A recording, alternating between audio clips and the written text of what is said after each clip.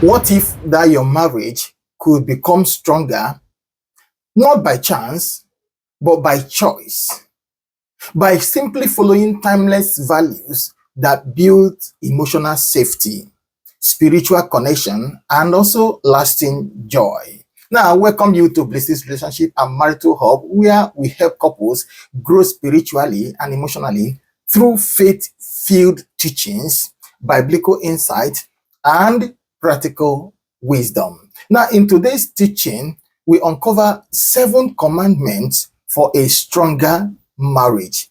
Not rules to restrict your love, but gentle principles that invite peace, trust, and renewal into your home. Now, before we go ahead, I want you to like, subscribe, and also turn on the notification bell to stay connected to the tools that can transform your relationship from the inside out. Now, what are the 7 commandments? Number 1, if your marriage must work, number 1 commandment is to choose to speak life. Choose to speak life into your marriage, even when it is hard. Choose to speak life into your marriage. You see, one of the biggest challenges of most African countries today is that many people, a lot of people in that part of the world, always speak negative words over their nation. And you see them coming to pass. Hear me, words can shape the atmosphere of everything around you, including your marriage. When we constantly criticize, blame, or even complain, we unknowingly drain the emotional safety from our lives, from our homes, from our marriages. Do you know what the Bible says? It says in the book of Psalm 81 in verse 10, it says, open wide your mouth and I will fill it. He said, whatsoever you say with your mouth is what God brings to pass for you. But when we choose to speak hope, kindness, and appreciation, we water the soil of our relationships and make it fertile for peace and connection. Hear what Bible says in the book of Proverbs chapter 18 verse 21. It says, death and life are in the power of the tongue. That's the Bible for you. He said they are in the power of the tongue. So the tongue has power. What you speak out of your mouth carries weight, has power. In the book of, if you check all through Bible, for example, in the book of Isaiah 43, in verse 26, he said, declare whatever you want, I will do it for you. So try beginning each of your day with a compliment of gentle affirmation. Say something like, I am grateful for you. Even small words, do you know, can spark big emotional closeness in that your relationship, in that your marriage. Choose to speak life. Don't speak destruction into your marriage. Number 2 commandment, embrace forgiveness as a lifestyle, not just a moment. Embrace it as a lifestyle, not just a moment. Hear me, no marriage is perfect. Offenses will come, sometimes through words, other times through silence. But holding on to hurt only creates emotional distance. Forgiveness doesn't mean forgetting. It simply means choosing not to let pains control the present love. The word of God, the Bible says in Colossians chapter 3, verse 13, it says, forgive as the Lord forgave you. Forgive as the Lord forgave you. Forgiveness in marriage, in relationship, is not a choice. It's a commandment. Now, take this wisdom tip. It will help you. Make forgiveness daily. Make it a daily decision. Don't wait for perfect apologies before you forgive. Healing, you must know, often begins with your choice to release the weight. Yes. Now, number 3 commandment is you must stop comparing your marriage to others. That is the greatest error of all time. Comparison. Bible says they that compare themselves with others are foolish. They are not wise. Comparison. You must know that every marriage has its own journey. Every marriage has its own rhythm. And every marriage has its own challenges.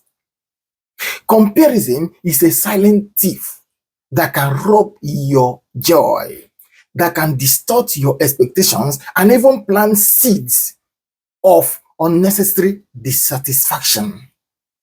The book of Galatians, Bible speaking in Galatians chapter 6, verse 4, it said each one should test their own action, without comparing themselves to someone else. Without comparing, run your own race the way you can. Don't compare and contrast. Take this wisdom tip, it will help you. Learn to celebrate your partner's uniqueness and your progress together. Celebrate both of your progress together. Don't compare, don't contrast. Remember, what you appreciate constantly, consistently, will grow stronger. What you don't appreciate diminishes.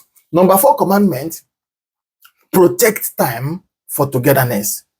Your time for togetherness you must safeguard it, you must protect it. Know that busyness is a quiet enemy of intimacy. Busyness, running up and down.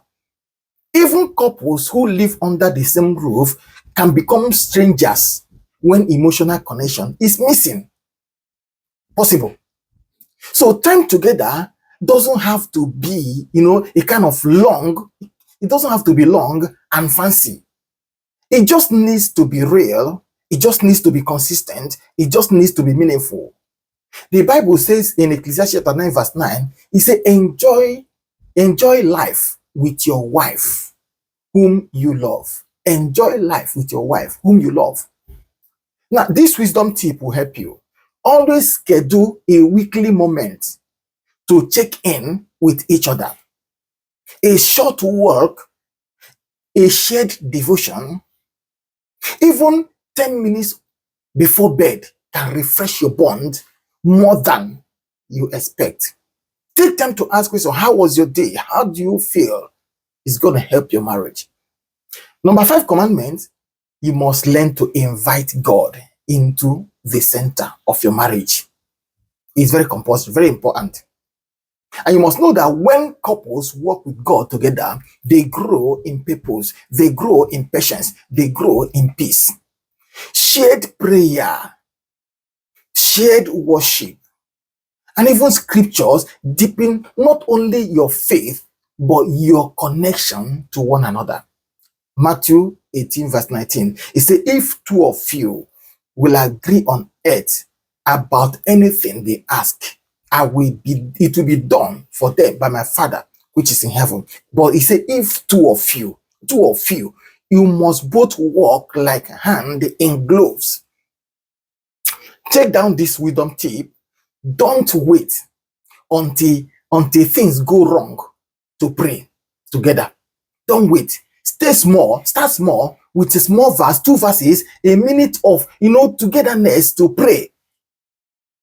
Devote yourself together, work together in everything. Number 6 commandment, very important. Build trust through consistent honesty. Very important. Build trust through consistent honesty.